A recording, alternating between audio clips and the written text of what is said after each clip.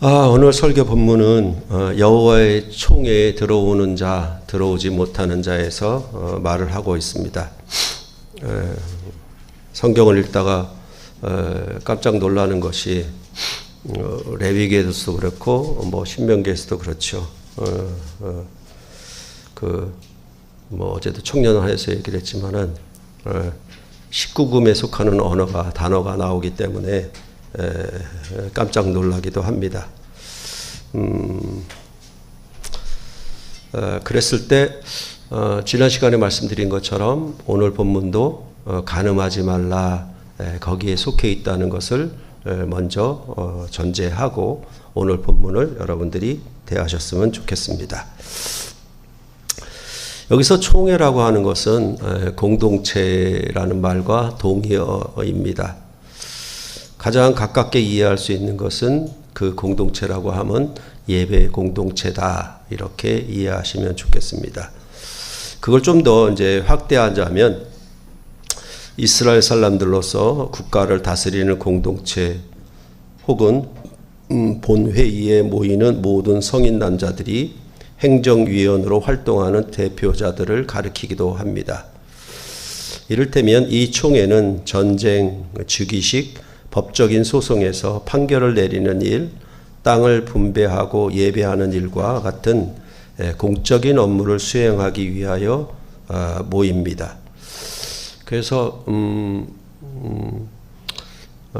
이스라엘은 그 공회 같은 성격을 여러분들이 좀 생각하면 거기에 정치적인 집단하고 종교적인 집단이 함께 있는 것처럼 그렇게 여러분들이 이해하시면 총회라는 말에 대해서 이해하기 좋겠습니다. 물론 지금 교단들이 말하는 총회는 아닙니다. 비슷하기도 하겠네요. 그죠? 그랬을 때 이 총회라는 히브리어 단어는 에클레시아라고 하는 교회라는 단어와도 연결이 됩니다.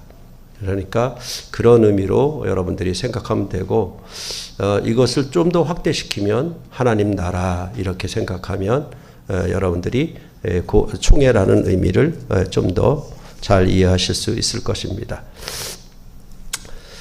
구약은 창세기에서 말하는 바와 같이 생육하고 번성하여 하나님의 형상을 따라 그 남자와 여자를 창조했고, 그 남자와 여자는 땅을 정복하고 다스리는 그런 직무자로 하나님이 지으셨다라고 말해 주었습니다.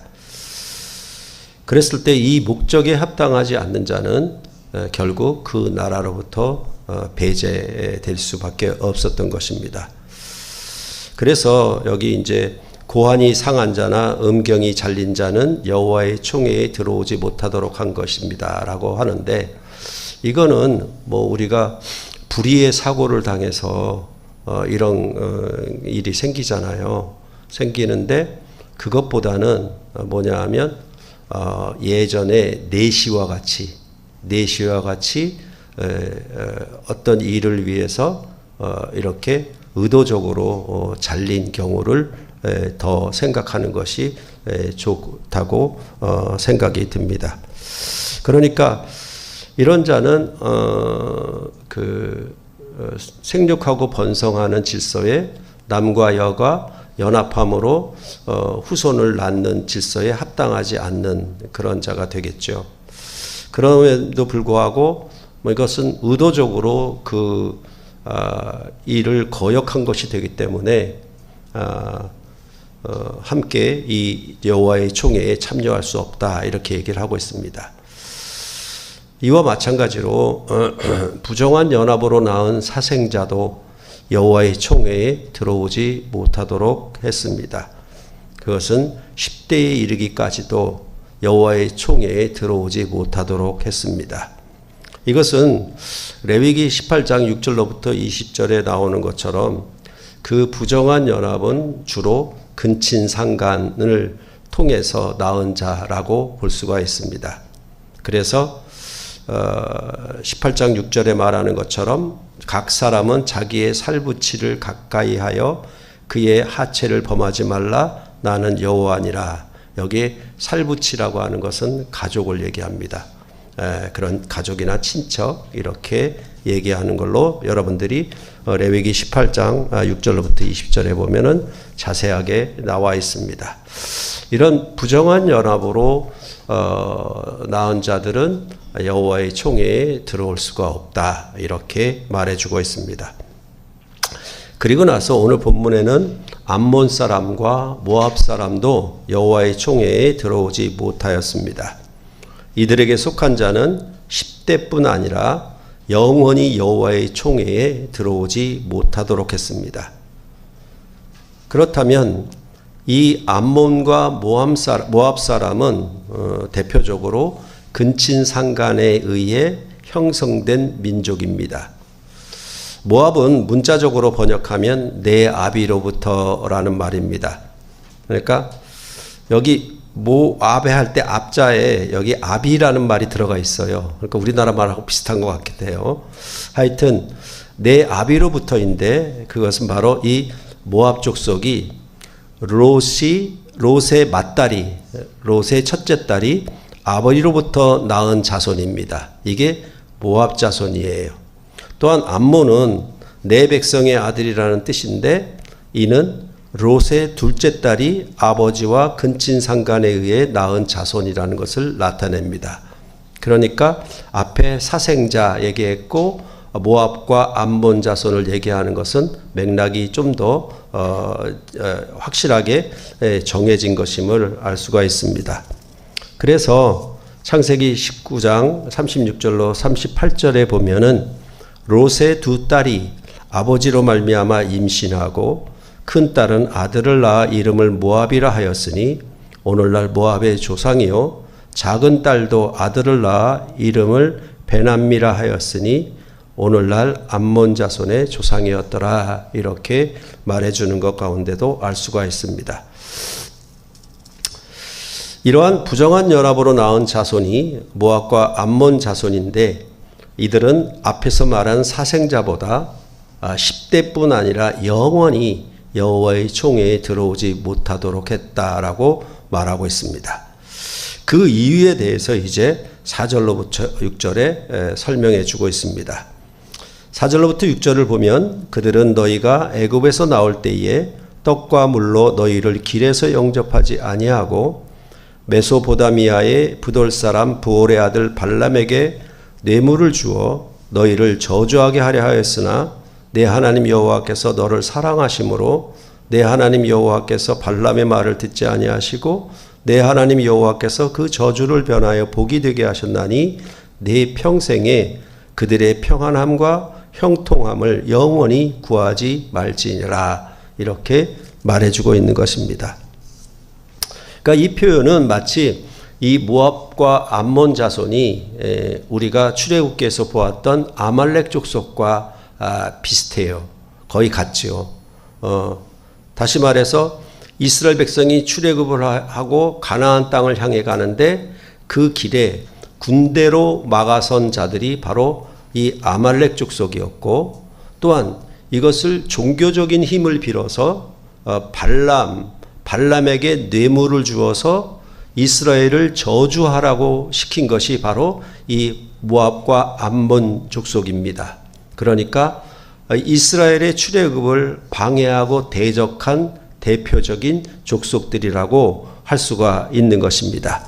그렇기 때문에 이들에게는 영원히 여호와의 총회에 들어오지 못하리라라고 그렇게 신명기를 말을 하고 있는 것입니다.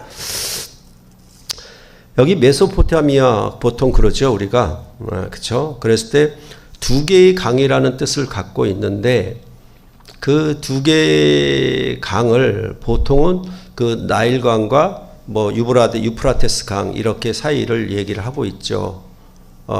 그러는데 그보다는 이 두 개의 강이 티그리스 강과 유프라테스 강 이 두 사이에 있는 땅을 가리킵니다. 그러니까 이 땅은 이스라엘 백성이 바벨론의 포로로 사로잡혀가서 살던 땅, 그 땅이 이 두 개의 강 사이에 있습니다. 거기가 갈대아 우르였죠. 그러니까 그런 부분들을 여러분들이 기억하시면 되겠고, 이때 그 모압 왕 발락이 발람에게 뇌물을 주어서 이스라엘을 저주하려 했으나 하나님은 그 저주를 도리어 복으로 변하게 하셨습니다. 이러한 모압과 암몬 사람이 여호와의 총회에 들어오지 못하게 함은 1000년이 넘어서 1000년이 지나서도 느헤미야 시대에도 계속되었음을 볼 수 있습니다.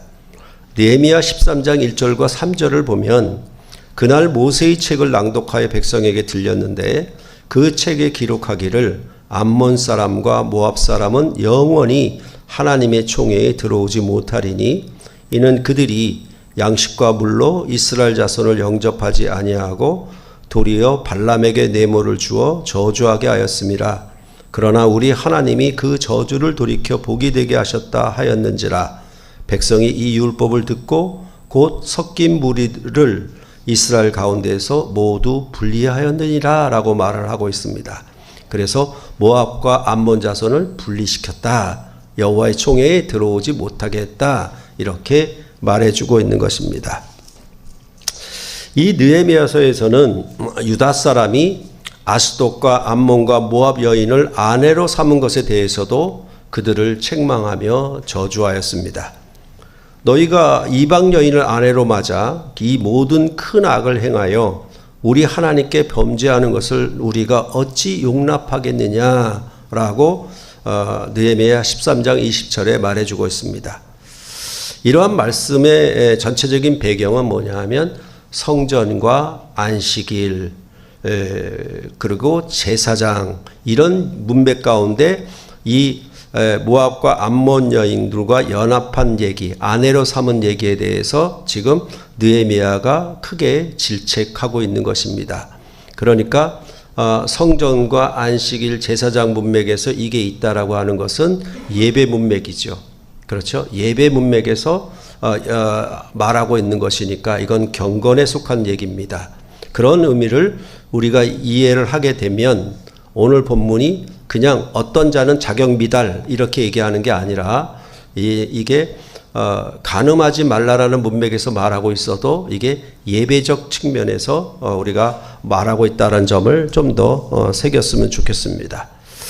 이 거짓 선지자 발람에 대해서는 우리가 보았던 베드로 후서에서도 나옵니다. 그래서 2장 9절부터 10절을 보면은 주께서 경건한 자는 시험에서 건지실 줄 아시고 불의한 자는 형벌 아래에 두어 심판날까지 지키시며 특별히 육체를 따라 더러운 정욕 가운데서 행하며 주관하는 일을 멸시하는 자들에게는 형벌할 줄 아시느니라 라고 말하고 있습니다.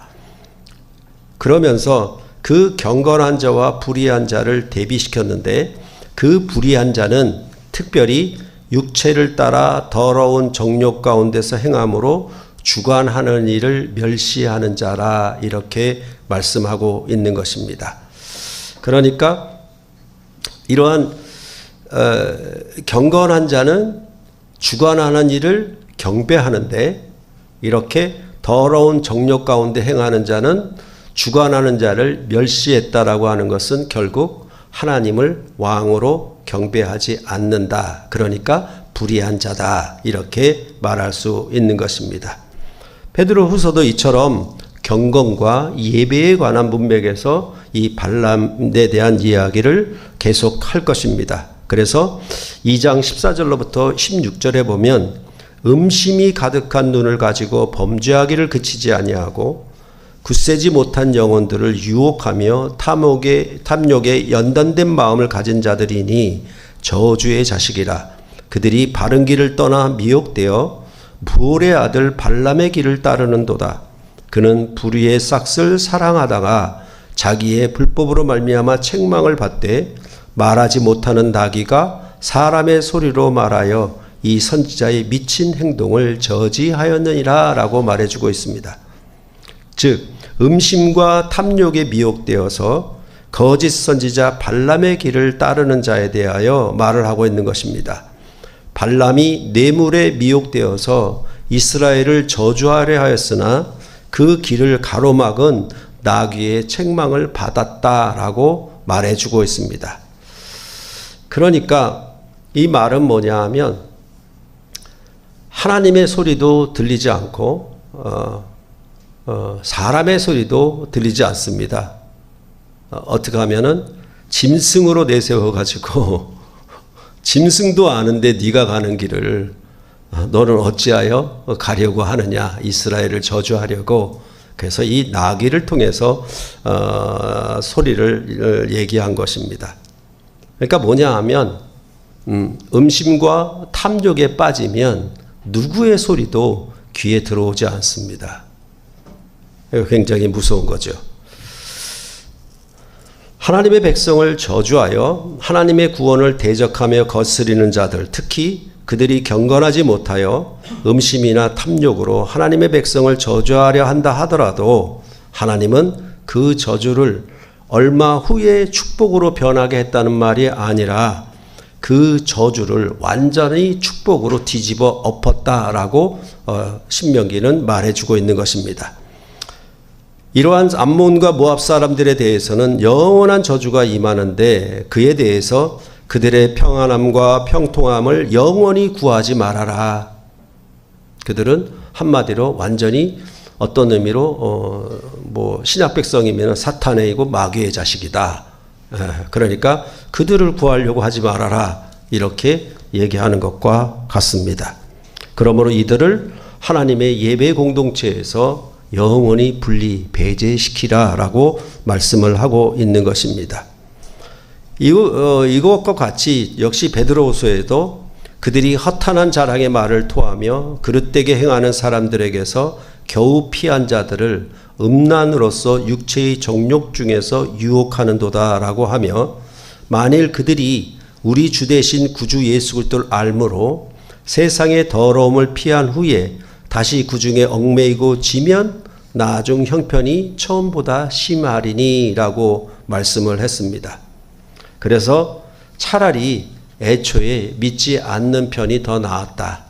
이제 예수를 믿어서 이 세상의 더러움을 피한 후에 다시 음심이나 탐심에 얽매여 짐으로 거기에 굴복하게 되면 차라리 예수 믿지 않는 것이 낫겠다라고 베드로 사도는 말한 것입니다.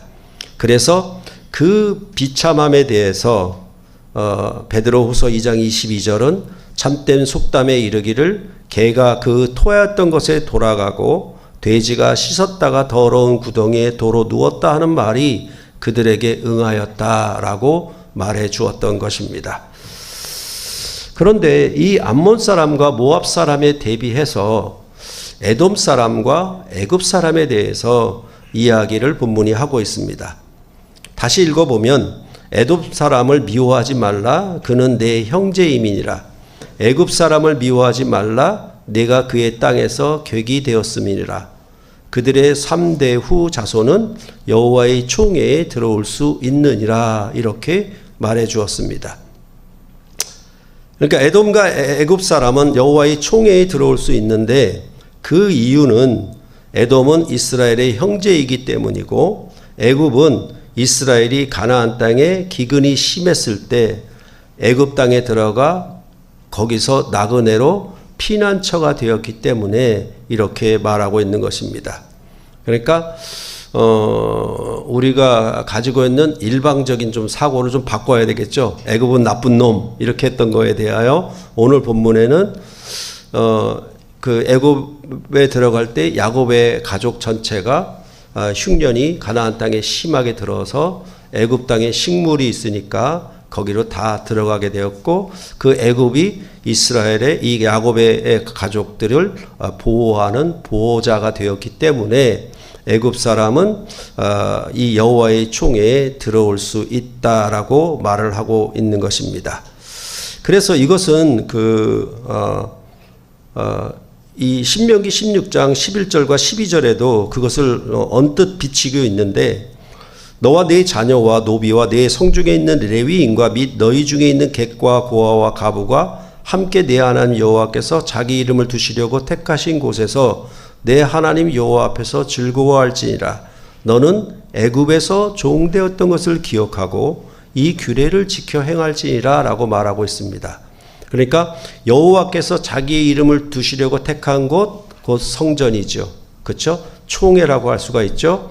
거기에 들어와서 함께 즐거워하는데 누구랑 즐거워하냐 하면 성중에 있는 레위인과 객과 고아와 과부, 이런 얘기들은 전부 애굽 땅에서 너희가 겪었던 거 아니냐. 그러니까 너희 중에 있는 사람들 중에 이 성전에 함께 들어와 예배 공동체 이들도 참여하도록 너희가 그렇게 봉사해라, 대접해라, 이렇게 본문은 말하고 있는 것입니다. 그러니까 무작정 그 애굽은 무조건 나쁜 놈 이렇게 해서는 안 되겠습니다. 보니까 그렇죠? 그 부분을 기억하시면 좋겠고, 여기서 이제 3대 후에는 여호와의 총회에 이들을 들어올 수 있다라고 하셨는데, 3대라고 하면 할아버지와 아버지와 아들 이렇게 3대죠. 그렇죠? 그러니까 주로 그 구약에서 누구를 얘기할 때 어떨 때는 아버지의 아들로 설명하지만은 할아버지와 아버지와 그의 아들 누구 이렇게 해서 설명합니다. 이것이 어떤 의미로 적당한 하나의 세트라고 그럴까요? 하나의 뭔가 그 기간이 그 대로 3대로 형성이 되는 모양이에요. 그것보다는 10대까지라 그러면 이거는 거의 좀 영원에 가까운 그런 의미가 될 것이고, 여하튼 3대까지는 이들이 여호와의 총회에 들어올 수 없었고, 그 후손은 이제 들어올 수가 있었습니다. 그러니까 이런 것들은 마치 뭐냐 하면 외국인들이 우리나라에 들어와 살다가 어느 정도 기간이 지나면 귀화를 하게 되잖아요. 그렇죠? 그러니까 그것을 지금은 이 3대로 정하지는 않죠. 그렇죠? 그렇지만 어느 정도 살다가 익숙하게 되면 이제 귀화를 신청하는 것처럼 여기가 맞겠다, 여기서 사는 것이 좋겠다, 한국 국민으로 사는 것이 맞다라고 결정되는 그런 시간, 그런 시간을 아마도 여기서는 3대로 정하는 모양입니다. 그래서 에돔 사람과 애굽 사람은 3대 후의 자손은 여호와의 총회에 들어올 수 있다, 이렇게 열어놓은 것입니다. 그런데 이러한 신명기의 오늘 말씀의 규례가 이사야서에서는 완전히 바뀝니다. 그러니까 늘 말씀드렸던 것처럼 성경에 그 연속성만을 주장해서는 절대로 안 됩니다. 그렇죠? 우리가 그 산상수훈에서 봤던 것처럼 옛사람의 너 들었으나 나는 너에게로는, 이게 어떤 대립명제라고 얘기했던 것처럼 역시 그것이 나타납니다. 이사야서 56장 3절로 8절을 한번 보시겠습니다. 이사야서 56장 3절로 8절.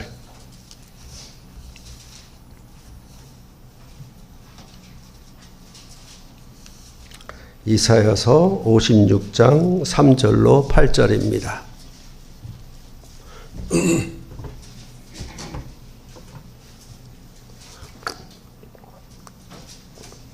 한 절씩 교대로 읽어보겠습니다.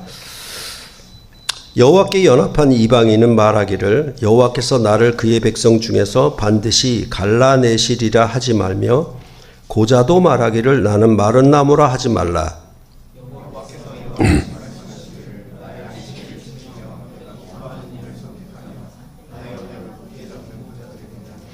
내가 내 집에서 내 성 안에서 아들이나 딸보다 나은 기념물과 이름을 그들에게 주며 영원한 이름을 주어 끊어지지 아니하게 할 것이며,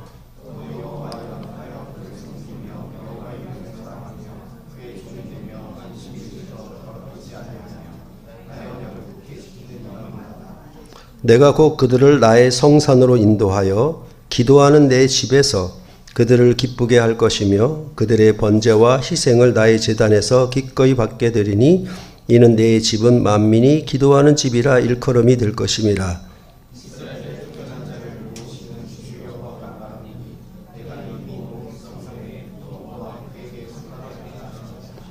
아멘.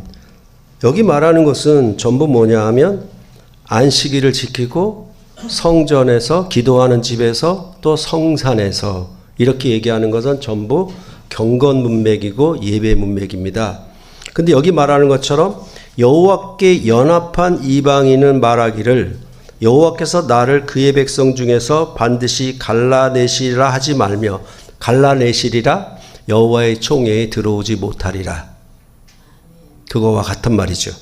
그런데 이제는 뭐냐 하면 고자도 말하기를 나는 마른 나무라 하지 말라. 마른 나무는 생산할 수 없으니까 열매를 맺을 수 없으니까 죽은 나무와 같았는데 이 고자도 말하기를 더 이상 나를 마른 나무라 하지 말아라. 다시 말해서 생육하고 번성하는 질서에 구약에서는 멸시받고 천대받고 여호와의 총회에 들어오지 못하도록 제외되었지만은 그들도 이제 말하기를 뭐냐 하면 이들이 내 집에서 내 성산에서 하나님의 언약을 기뻐하며 지키며 그 예배에 참여하는 백성이 될 것이라고 그렇게 여기서 예언을 한 것입니다.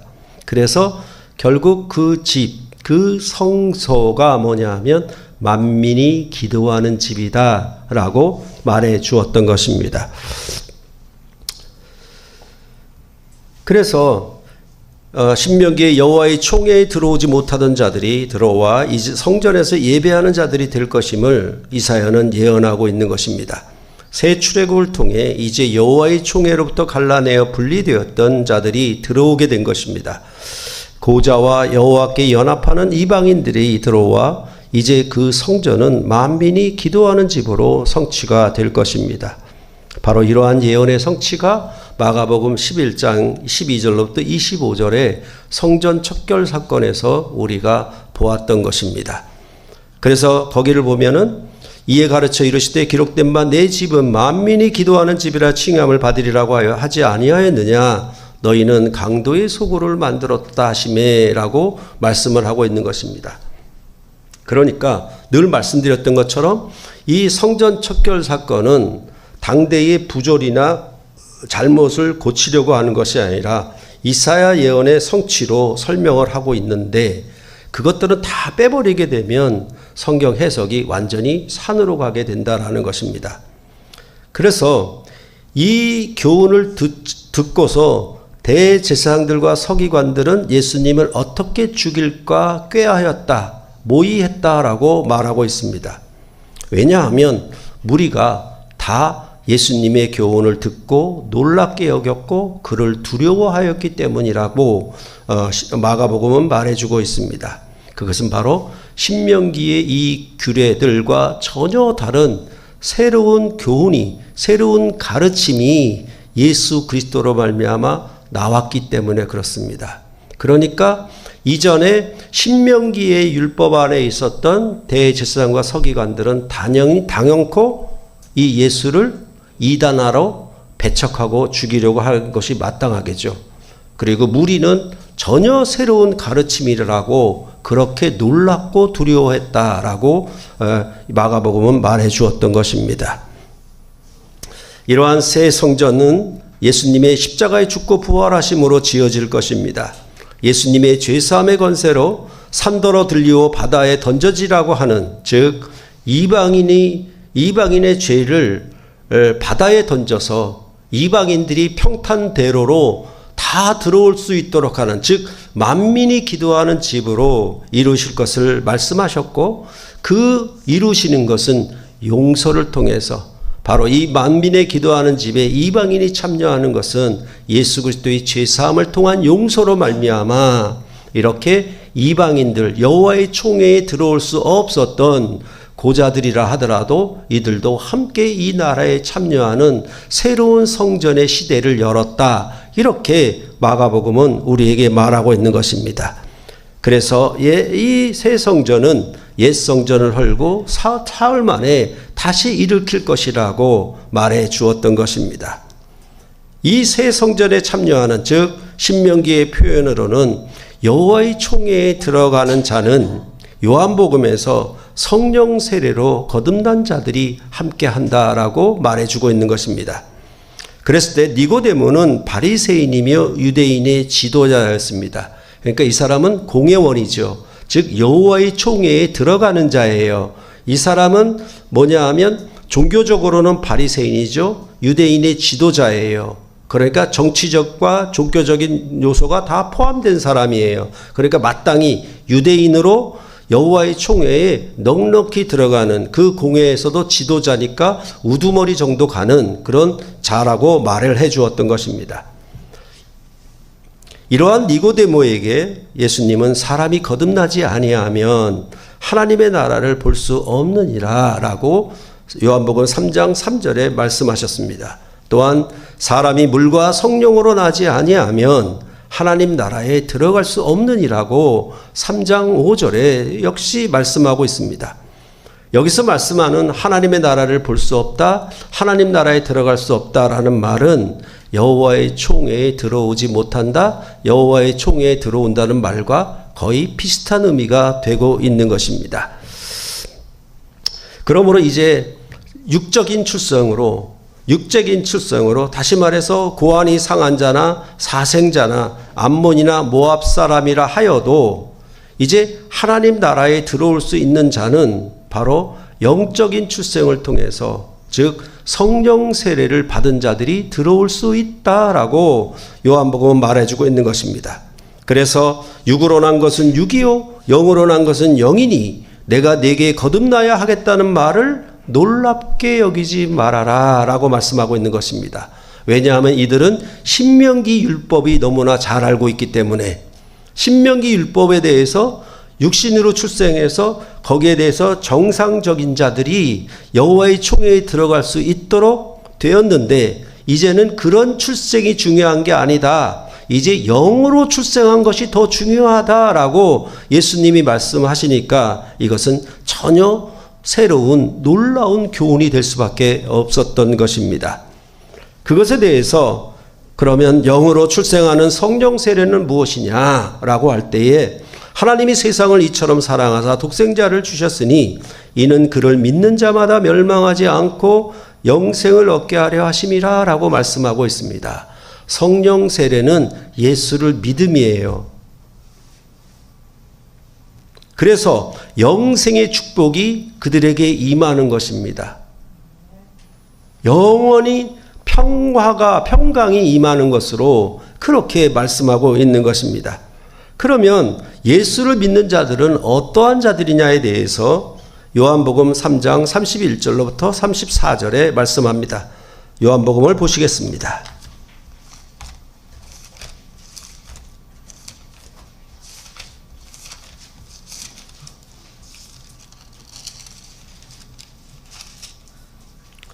(31절로부터) 34절 한 절씩 또 교대로 읽어보겠습니다.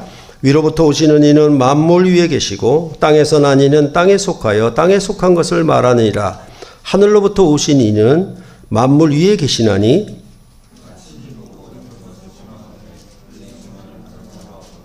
그의 증언을 받는 자는 하나님이 참되시다는 것을 인쳤느니라.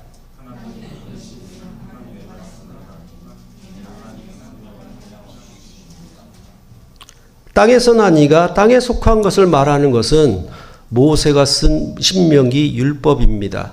그렇죠? 우리가 늘 기억할 때 요한복음은 은혜 위에 은혜를 생각해야 되고, 율법은 모세로 말미암아 주신 것이고 은혜와 진리는 예수 그리스도로 말미암아 온 것이라고 하는 이것이 요한복음 전체를 해석하는 것이라고 말씀을 드렸듯이 여기서 똑같이 나오잖아요.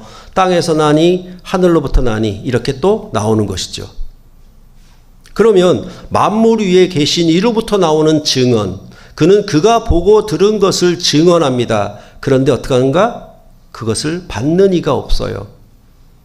마치 예수님이 새로운 교훈을 말씀하시면 놀랍고 두렵고 예수를 죽이려고 모의하는 것처럼 받는 이가 없는 거예요. 그런데 그 가운데 받는 이가 있는 겁니다.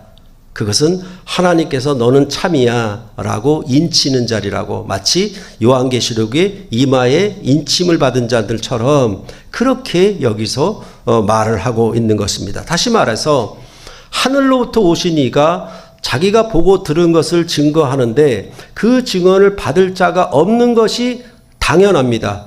왜? 땅에서 난 이는 땅에 속한 자의 말을 듣지 하늘로부터 오는 이의 말을 들을 수가 없기 때문에 그렇습니다. 그런데 그 중에서 그 증언을 받는 자는 누구냐?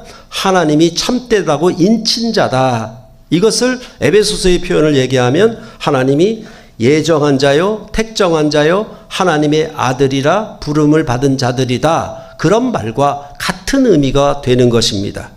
그러니까 항상 하나님의 말씀은, 예수 그리스도의 증언은 누구나 들을 수 있다? No. 누구나 들을 수 없다가 맞는 것입니다. 그 중에 듣는 자들이 있는데 하나님이 참되다라고, 너는 진실이야 라고 인친 자들이라고 그렇게 여기서 말씀을 하고 있는 것입니다. 그러면 그 하나님의 말씀을 하시는 이는 누구냐? 하나님의 보내시는 이인데, 하나님의 말씀을 하고 하는데 이는 하나님이 성령을 한량없이 주심이니라 라고 말씀하고 있는 것입니다. 다시 말해서 성령의 역사는 하나님의 말씀을 한량없이 말하는 거예요. 하나님의 말씀에 진리의 영이라고 그랬으니까 그 진리의 영이 하나님 안에 충만히 거하는 겁니다. 그게 성령의 역사예요. 자꾸만 이걸 늘 말씀드렸던 것처럼 예언이나 방언이나 병 고치는 이런 은사적인 어떤 기능적이고 일적인 걸로만 자꾸 가는데, 그거보다는 더 중요한 게 뭐냐 하면 바로 하나님의 말씀을 한량없이 이해하고 알게 되는 거예요. 그러면 하나님 안에서 성령 세례로 말미암은 자들은 이 예수를 믿어서 성령으로 말미암아 하나님의 말씀을 충분히 공급받는 자들이에요. 그러므로 말미암아 이 성령은 뭐냐면 하늘로부터 오시는 이의 말씀을 듣는 것이고, 그 말씀은 곧 뭐냐면 영생의 말씀이에요. 그 영생의 말씀과 영생의 축복을 이전에 이방인들은 이렇게 육체적으로 불가능한 자들은 참여할 수 없었는데, 이제 이사야의 예언처럼 만민이 기도하는 집을 메시아가 오면 일으킬 것이고, 그 나라에 이전에 들어오지 못하던 이런 자들이, 예수 그리스도 안에 이방인들도 육체적으로 불가한 자들도 이 나라에 참여하여 그 나라 백성으로 새롭게 거듭나는 성령 세례를 통하여 그들의 귀에, 그들의 눈에 하늘의 말씀이, 영생의 말씀이 자기에 들려지고 거기에 아멘하는 사람들이 나오게 된다, 일어나게 된다라고 요한복음은 우리에게 말씀해 주고 있는 것입니다. 그러니까 땅에서 난 이가 땅에 속한 것을 말하는 것은 오늘 본문의 모세의 신명기의 율법입니다. 그것은 옛 출애굽의 말씀이고, 이제 이사야서에서 새 출애굽을 예언하였고, 새 출애굽의 예언을 따라 그것을 성취하시는 메시아로 오셔서 그가 하늘로부터 오시는, 그가 보고 들은 것을 증거하심으로 그 말을 듣는 자들에게 뭐라고 얘기하냐? 너희는 성령으로 거듭난 자야. 너희는 다시 태어난 자야. 위로부터 태어난 자야. 이렇게 요한복음은 우리에게 말씀해 주었던 것입니다.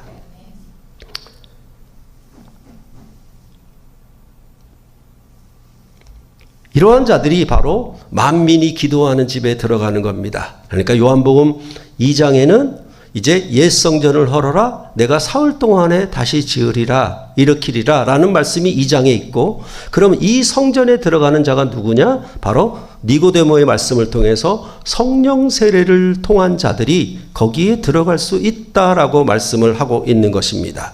이것이 바로 그리스도 안에서 교회에게, 새 언약 백성에게 주신 하나님의 축복이다, 너에게 주신 영생의 말씀이다 라고 말씀을 해서, 요한복음 4장에 가게 되면 뭡니까? 영과 진리로 예배하는 참 예배의 때가 올 것이라라고 경건에 대해서 얘기를 하고 있는 것입니다. 다시 말해서 이제 옛 성전을 헐고 새 성전을 일으키면 거기에 참여하는 자는 니고데모에게 말씀한 것처럼 성령 세례를 받는 자들이고, 이 성령 세례를 받는 자들은 어디? 이제 이 산도 아니고 저 산도 아니고 예루살렘 성의 성전도 아니라 참 아버지께 예배할 때가 왔는데, 그들은 무엇으로 예배하느냐? 여기 옛 언약의 모세의 율법으로 예배하는 자들이 아니라 영과 진리로 예배하는 때가 왔다라고, 그렇게 그 예배를 요한복음은 우리에게 말해 주었던 것입니다. 그렇기 때문에 교회의 세례는 성령 세례예요. 그러니까 절대로 외모를 보지 않습니다. 그 사람의 조건이나 가진 학벌이나 뭐 어떤 가문이나 배경이나 능력이나 어떤 부 같은 걸 보질 않아요. 오직 하나 보는 건 뭐냐 하면 영으로 거듭나는 거예요. 성령으로 거듭나는 걸 봐야 되는 거예요. 그러지 않고는 성령이 없는 사람은 하나님의 사람이 아니에요.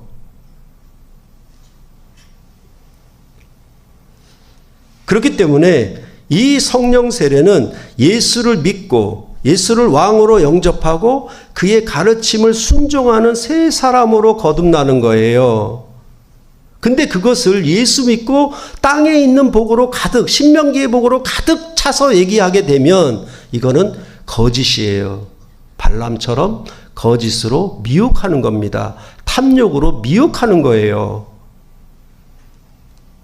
그래서 만민이 기도하는 새 성전에 예배하러 참여하는 이 신약 백성을, 교회를 말을 하고 있는 것입니다. 그랬을 때 교회의 세례는 육적으로 좋아하는 자들이 결혼하기 위한 요식 절차가 아니에요. 내가 좋아하니까, 내가 사랑하니까 어쩔 수 없이 성령 세례를 받아, 세례를 교회에서 세례를 주는 방식으로 받아야만 그것이 합당하게 인정되는 절차가 아니란 말입니다.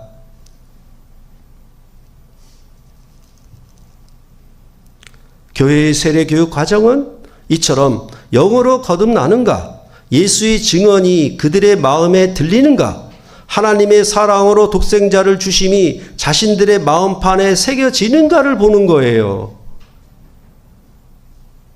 그가 가진 어떤 육적인 배경, 어떤 권세나 힘이나 이런 게 중요한 게 하나도 아니에요.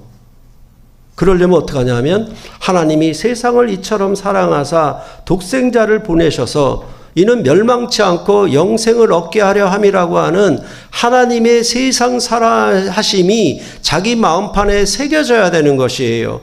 그로 말미암아 그 사랑의 언어가, 이 증언이 귀에 들리니까 자기 나름대로 사랑의 지혜가 솟아나서 목사가 가르치는 일만 얘기하는 것이 아니라 이를 넘어서 2와 3도 얘기할 수 있는 사랑의 지혜가 성령의 충만함으로 나타나는 그 증거가 뭐냐 하면 성령 세례라는 겁니다. 하나님의 독생자를 보내신 사랑이 자기 마음에 임하는 거예요. 그러면 들립니다. 그리고 볼 수가 있고 하나님 나라에 들어올 수 있다라고 이렇게 요한복음은 말해주고 있는 것입니다. 그렇기 때문에 참으로 안타까운 일은 세례 교육은 어떤 두 사람의 육신적인 연합을 방해하는 일이 아니에요. 세례 교육은 그 두 사람의 연합을 영생의 연합으로 더 격상시키기 위해 있는 거예요.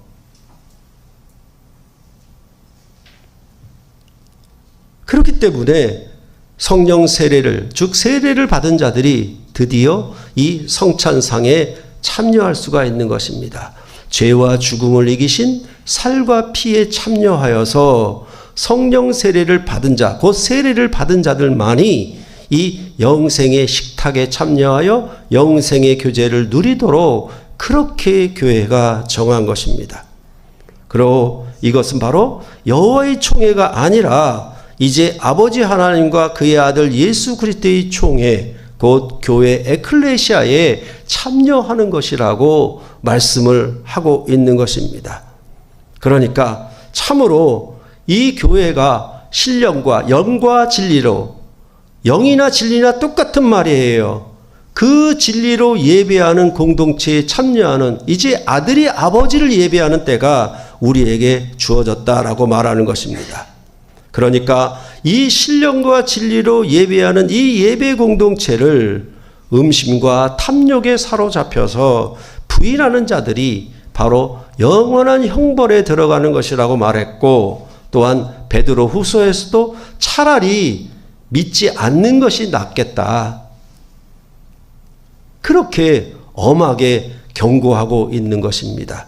그런 점들을 우리가 잘 알고 참으로 내가 성령 세례 안에서 하나님이 참되다고 이치는 하나님의 자녀로 그 특권을 가지고 말씀으로 한량없이 공급받아 그 말씀 안에서 하나님과 누리는 이 사랑의 연합과 교제가 자신의 삶에서 넉넉하게 언제 어디서 무엇을 하든지 다 주 예수의 이름으로 할 수 있을 만큼 충만하게 이루어지는 삶을 그리스도 안에서 우리와 같은 이방인이 여호와의 총회에 전혀 참여할 수 없었던 우리들이었는데 이제는 만민이 기도하는 새 성전에 참여하여 그의 교훈과 증언을 즐거워하고 기뻐하고 감사함으로 그 말씀을 순종하는 새로운 삶으로 살아가 우리로 하여금 영생에 이르게 하는 존귀한 말씀 가운데 살도록 하셨다라고 성경은 우리에게